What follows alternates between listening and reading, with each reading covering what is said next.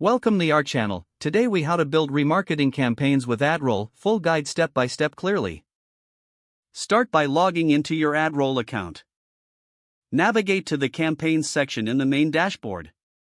Click the Create Campaign button to initiate a new campaign. Select remarketing from the list of campaign types.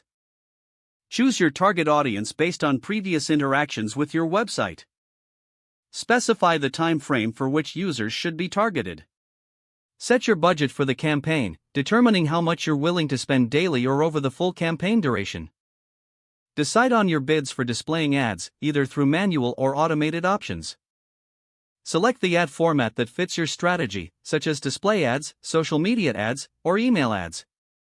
Upload eye-catching ad creatives relevant to your brand and message. Craft compelling ad copy that resonates with your audience. Integrate tracking pixels on your website to ensure visitors are properly retargeted. Set the cookie duration to define how long users remain in your remarketing audience after their. Review your targeting settings, ensuring that you've included the right demographics and interests.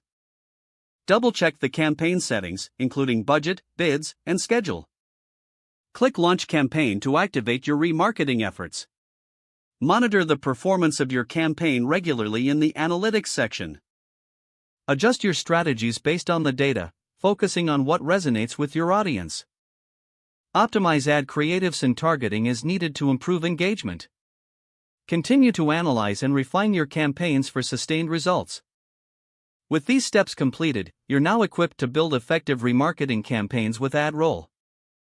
If the page does not load, refresh the browser or try again in a private or incognito window. Make sure you are using the correct email address, then retype it carefully to avoid small typos.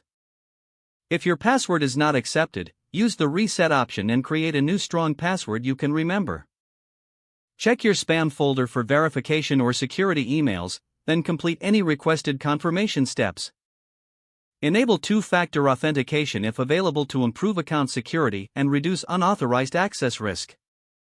After signing in, review your profile details so your contact information and settings are accurate and current. If you see an error message, note it down and try again after restarting your device and internet connection. Don't forget to like this video and subscribe to our channel for more step-by-step tech guides.